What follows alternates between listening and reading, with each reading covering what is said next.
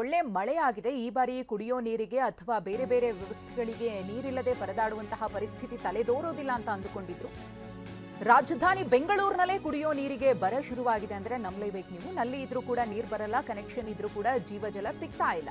ಬೆಂಗಳೂರಿನ ಮಧ್ಯಭಾಗದಲ್ಲೇ ಕುಡಿಯುವ ನೀರಿಗೆ ಸಮಸ್ಯೆ ಎದುರಾಗಿದೆ. ಕುಡಿಯೋಕೆ ಗೃಹ ಬಳಕೆಗೆ ನೀರಿಲ್ಲದೆ ನಿವಾಸಿಗಳು ಪರದಾಡ್ತಾ ಇದ್ದಾರೆ.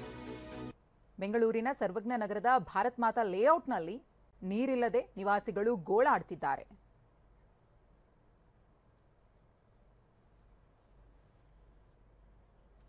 ಸರಿಯಾಗಿ ಬರ್ತಾ ಇಲ್ಲ ನಮಗೆ ನೀರು ಪ್ರಾಬ್ಲಮ್ಮು. ಬಿಲ್ ಮಂತ್ಲಿ ಬರ್ತಾ ಇದೆ ನಮಗೆ. ಬಿಲ್ ಹೆಂಗೆ ಕಟ್ಟಲಿ ನಾವು? ನೀರು ಬಂದಿಲ್ಲ ಅಂದರೆ ಅಲ್ಲಿ ನೋಡಿದೆ ಹೋಗೋಕ್ಕೆ ಬರೋಕ್ಕೆ ನಮಗೆ ಕಷ್ಟ ಆಗ್ತಾ ಇದೆ.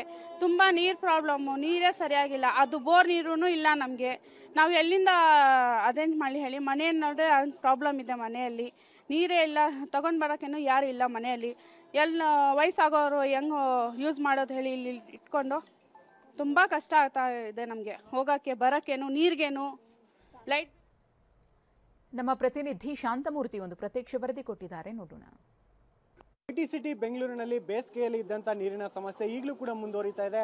ರಾಜಧಾನಿಯ ಬೇರೆ ಬೇರೆ ಭಾಗಗಳಿಗೆ ಈಗಾಗಲೇ ಕಾವೇರಿ ನೀರಿನ ಸಂಪರ್ಕವನ್ನು ಕೊಟ್ಟಿದ್ದೀವಿ ಅಂತ ಸರ್ಕಾರ ಹೇಳುತ್ತೆ. ಆದರೆ ಈ ಒಂದು ಸರ್ವಜ್ಞ ನಗರ ವ್ಯಾಪ್ತಿಯಲ್ಲಿ ಇರ್ತಕ್ಕಂಥ ಭಾರತ್ ಮಾತಾ ಲೇಔಟ್ ಏನಿದೆ, ಇಲ್ಲಿಯ ಜನರಿಗೆ ನಿತ್ಯ ನೀರನ್ನು ಹುಡುಕೋದೇ ಒಂದು ದೊಡ್ಡ ಸವಾಲಾಗಿ ಪರಿಣಮಿಸಿದೆ. ಸದ್ಯ ಗಮನಿಸ್ತಾ ಇದ್ದೀರಾ, ಈ ಏರಿಯಾದಲ್ಲಿ ಯಾವುದೇ ಮನೆ ಮುಂದೆ ಹೋದ್ರೂ ಕೂಡ ಡ್ರಮ್ಗಳು ಕಾಣಸಿಗುತ್ತೆ. ಜೊತೆಗೆ ಬಿಂದಿಗೆಗಳು, ಸಿಕ್ಕ ಪಾತ್ರೆಗಳೆಲ್ಲ ಕೂಡ ನೀರನ್ನು ತಂದು ಶೇಖರಣೆ ಮಾಡಿಟ್ಕೊಂಡು ಅದನ್ನೇ ಬಳಸಬೇಕಾದಂಥ ಸ್ಥಿತಿ ನಿರ್ಮಾಣ ಆಗಿದೆ. ಜೊತೆಗೆ ಆ ನೀರನ್ನ ಬೇರೆ ಬೇರೆ ಅಕ್ಕಪಕ್ಕದ ಏರಿಯಾಗಳಿಂದ ತಗೊಂಡು ಬರುವಂತ ಸ್ಥಿತಿ ಕೂಡ ಇಲ್ಲಿ ಜನರಿಗೆ ನಿರ್ಮಾಣ ಆಗಿರುವಂತದ್ದು. ಈ ದೃಶ್ಯ ಇದೊಂದು ದಿನ ಮಾತ್ರ ಅಲ್ಲ, ಪ್ರತಿನಿತ್ಯ ಇಲ್ಲಿ ಕಂಡು ಬರ್ತಾ ಇದೆ. ಆದ್ರೆ ಯಾರೊಬ್ಬ ಅಧಿಕಾರಿಗಳಾಗ್ಲಿ ಜಲಮಂಡಳಿ ಆಗ್ಲಿ ಇತ್ತ ಗಮನವನ್ನು ಹರಿಸ್ತಾ ಇಲ್ಲ. ಸದ್ಯ ಗಮನಿಸ್ತಿದ್ರೆ ಈಗ ಆ ಜನರಿಗೆ ಆ ಬಿಲ್ ಕೂಡ ಬರ್ತಾ ಇದೆ. ಅಂದ್ರೆ ನೀರು ಮಾತ್ರ ಬರ್ತಾ ಇಲ್ಲ, ನೀರು ಬರ್ದೇ ಇದ್ರೂ ಕೂಡ ನೀರಿನ ಬಿಲ್ ಅನ್ನ ಕಟ್ಟುವಂತ ಸ್ಥಿತಿ ಇಲ್ಲಿಯ ಜನರಿಗೆ ಎದುರಾಗಿರುವಂತದ್ದು. ಸದ್ಯ ಗಮನಿಸ್ತಾ ಇದ್ರೆ ಇವರೆಲ್ಲ ಕೂಡ ಆ ನಿತ್ಯ ನೀರಿಗಾಗಿ ಆ ಪರದಾಟವನ್ನ ಮಾಡ್ತಾ ಇದ್ದಾರೆ. ಅದ್ರ ಜೊತೆಗೆ ಬಿಲ್ನು ಕೂಡ ಕಟ್ಟಬೇಕಾದಂತ ಸ್ಥಿತಿ ಎದುರಾಗಿರುವಂತದ್ದು.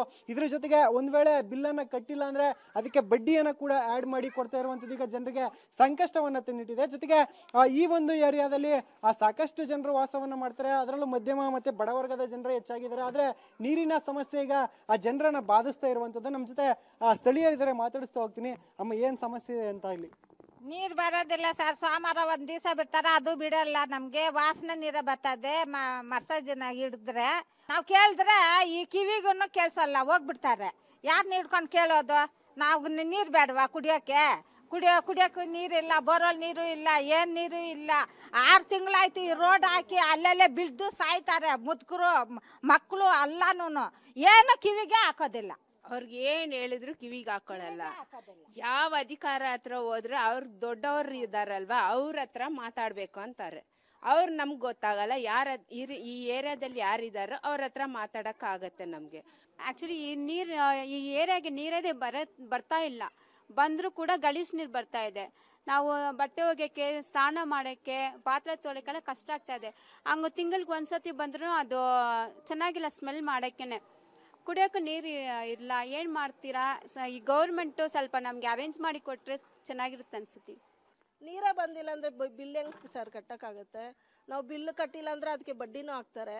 ಕುಡಿಯೋ ಕೂಡ ನೀರಿಲ್ಲ ಮನೇಲಿ, ಬಾತ್ರೂಮ್ಗೆ ಏನಕ್ಕೂ ನೀರಿಲ್ಲ. ನಮಗೆ ನೀರು ಇಲ್ದಿರ ಹೆಂಗೆ ಸರ್ ಜೀವನ ಮಾಡೋದು? ಬೋರ್ವೆಲ್ ನೀರು ಬರಲ್ಲ, ಕೊಳಾಯಿ ನೀರು ಬರಲ್ಲ. ರೋಡ್ ನೋಡಿದ್ರೆ ಹಿಂಗಿದೆ, ನೀರು ಎತ್ಕೊಂಡು ಬರೋಕ್ಕಾಗಲ್ಲ ಗಾಡಿಗಳಲ್ಲಿ.